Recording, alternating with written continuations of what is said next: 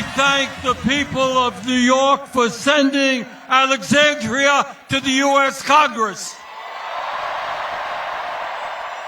She is not only one of the great members of Congress, she is inspiring working people and young people all across the country. Thank you, New York.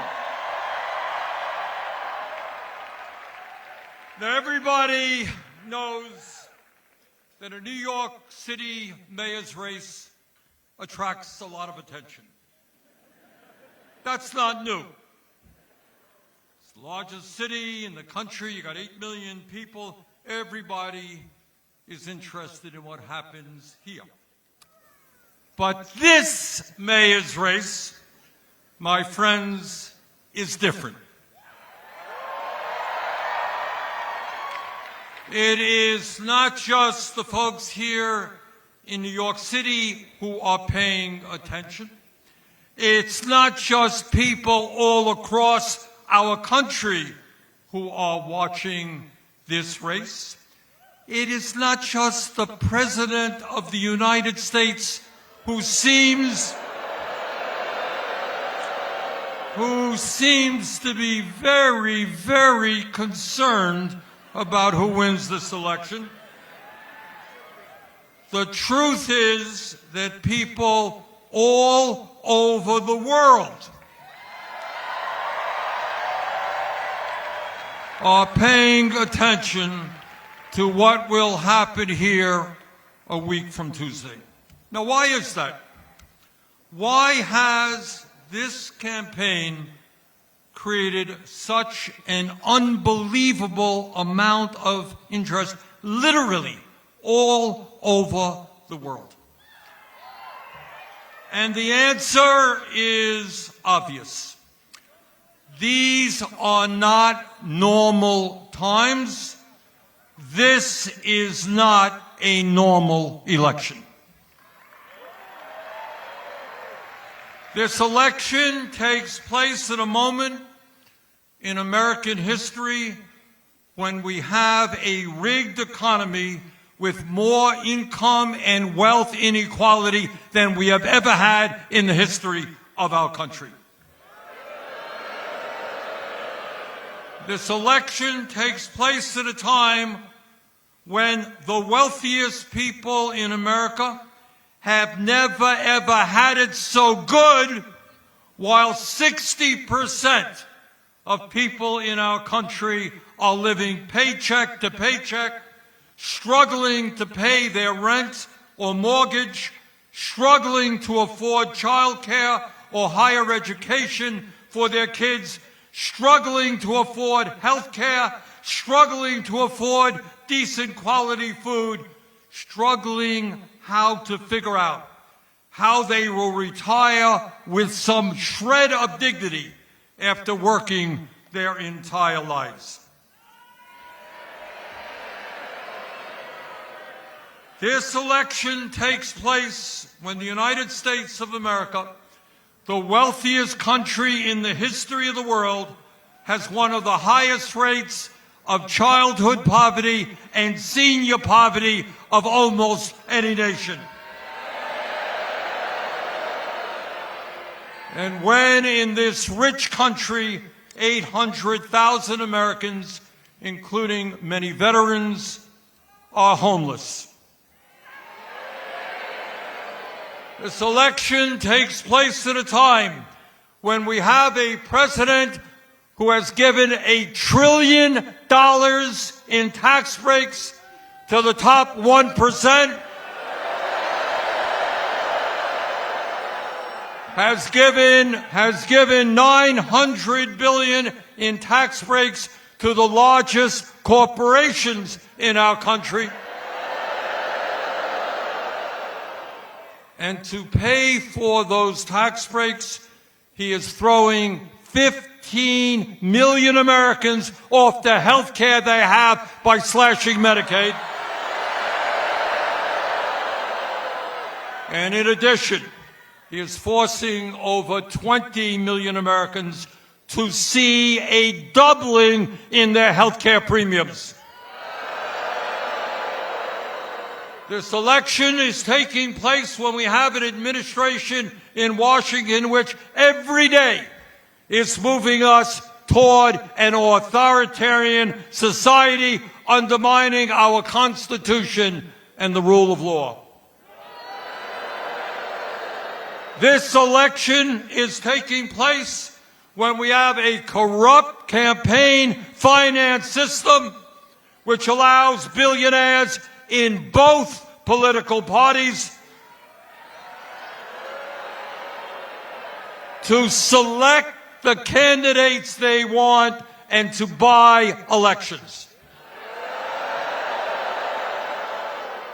Ordinary Americans get one vote. You get one vote. Meanwhile, billionaires get the opportunity to spend as much as they want to elect the candidates they want. That is the context in which this election is taking place. That is why this election is so enormously important, and that is why Zohran Mamdani must become the next mayor of New York.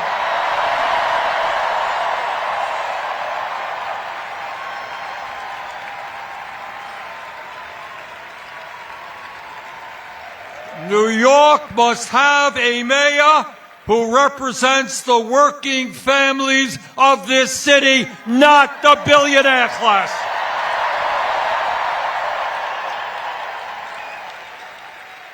The reason why this campaign has generated so much interest around the world and so much excitement is that people want to know the answer to one very simple question, and that is, in the year 2025, when the people on top have never ever had so much economic and political power, is it possible for ordinary people, for working class people to come together and defeat those oligarchs?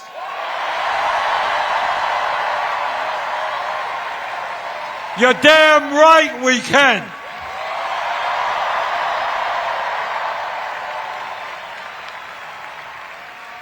And let me tell you something else. At a moment when Americans are extremely distressed about where we are as a nation, economically and politically, a victory here in New York will give hope and inspiration to people throughout our country and throughout the world.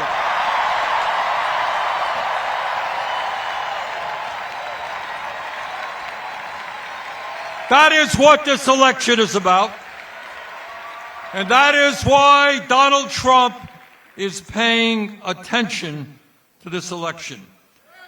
Ordinary people, working class people, black and white and Latino, Asian, gay and straight, coming together to take on the oligarchy. That is Trump's worst nightmare.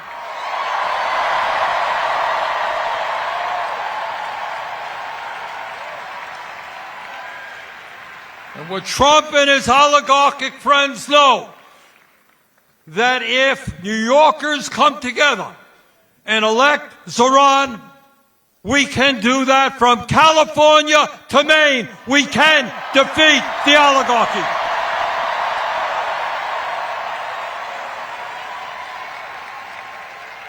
And what the oligarchs fear, what they fear is that people will start understanding that this country belongs to us, not them.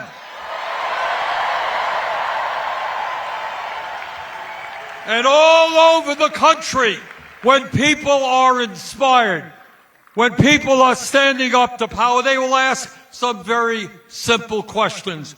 Why are we in the United States the only major country not to guarantee health care to all as a human right?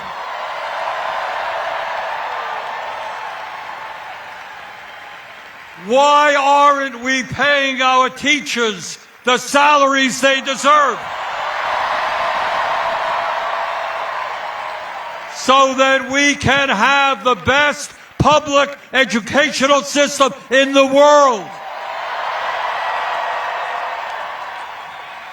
Why aren't we doing what used to exist in New York and all over this country 70 years ago? Make public colleges and universities tuition free.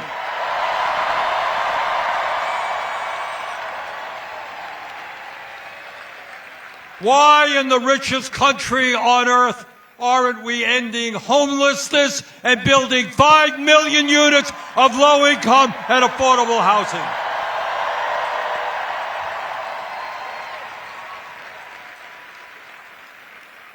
Why don't we make it easier for workers to join unions? And why don't we raise the national minimum wage to a living wage?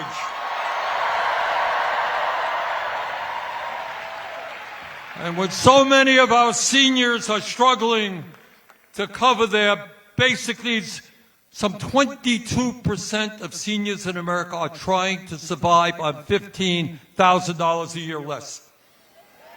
Why aren't we raising Social Security benefits and providing pensions to the workers in this country who desperately need them?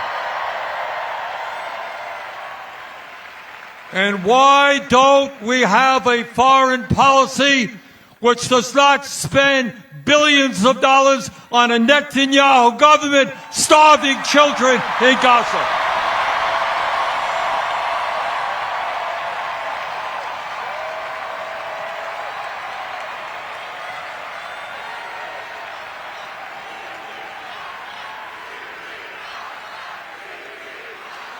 In other words,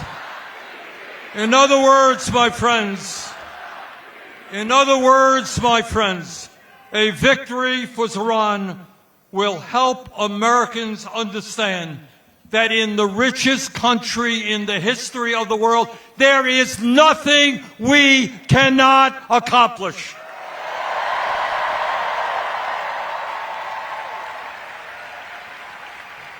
Now, the oligarchs and the political establishment in New York tell us that Zohran's agenda for New York is radical. Really?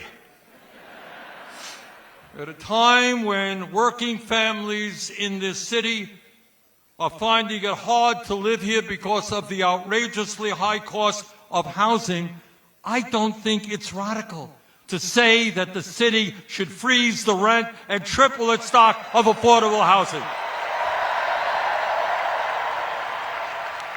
That ain't radical. At a time when working families can't afford the high cost of childcare, and psychologists tell us the most important years of human development, intellectual and emotional, are 0 through 4. Why shouldn't we have a situation where every child in America gets the best quality child care we can provide?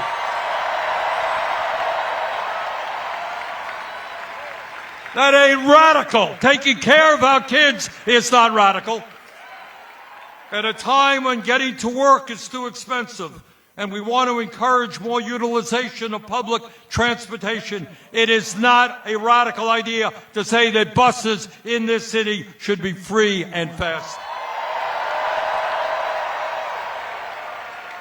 At a time when every parent wants their kids eating good quality food, not junk food, and there are neighborhoods in this city where it is simply not affordable or possible to get that food, it is not a radical idea to say that there should be municipally funded grocery stores. And by the way, when billionaires and large corporations and the very wealthy are doing extraordinarily well, when the very richest people in this country often pay an effective tax rate lower than truck drivers or nurses, it is not a radical idea to say that the rich should start paying their fair share of taxes.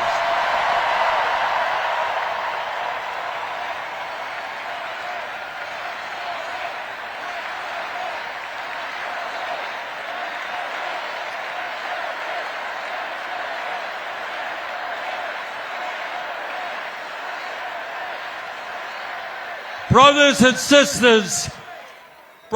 sisters, these ideas are not radical.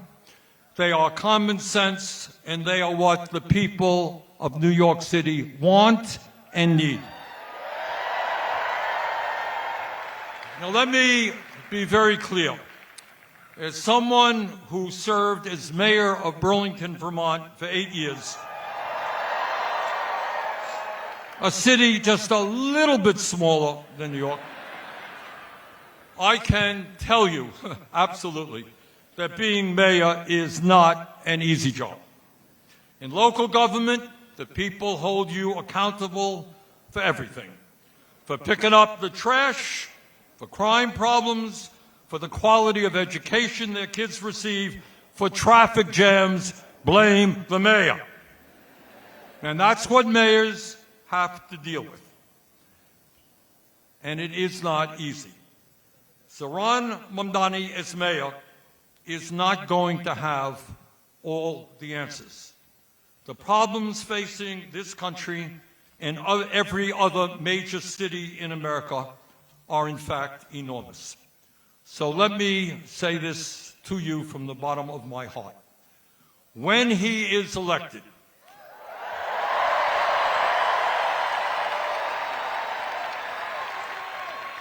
your job is not over. Zohran is going to need your help every single day. In this unprecedented moment in our nation's history, all of us together must act in an unprecedented way. And that means governing New York City and other cities in an unprecedented way. Please do everything you can to work with Zohran in order to make him and his administration the best administration in the history of New York.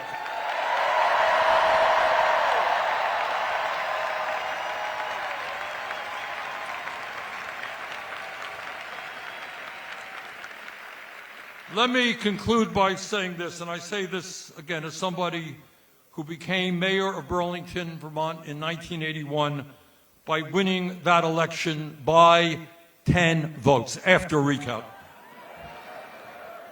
Now, I have looked at the polls here in New York. You have seen it. And the polls suggest that Zohran is in the lead, and that is great. But please, please, please, do not underestimate our opponents. They have a huge amount of money, and they are spending it right now. So I urge you, forget about the polls. Go into the last 8 days of this election assuming that you are 5 points behind.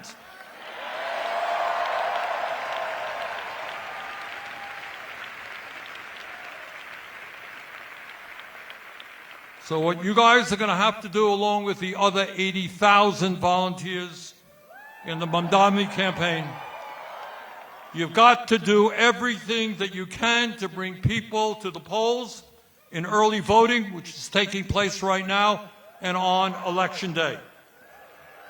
None of us want to wake up the day after the election and find that we lost that election because our opponents outworked us. That must not happen.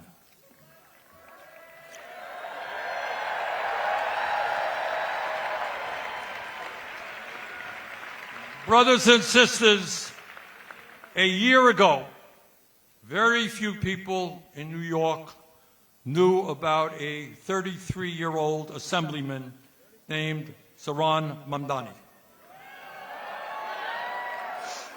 And when he first entered this race for mayor, he was polling at all of 1%. Nobody knew who this guy was.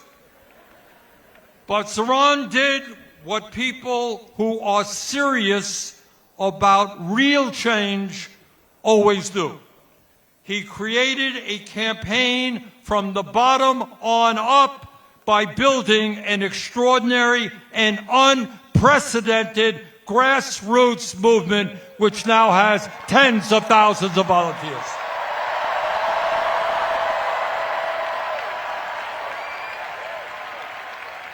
Unlike his opponents, he didn't go running to the billionaires for campaign contributions. He went to the people with an agenda that made sense to them. And despite being outspent 4-1, Zohran won the primary.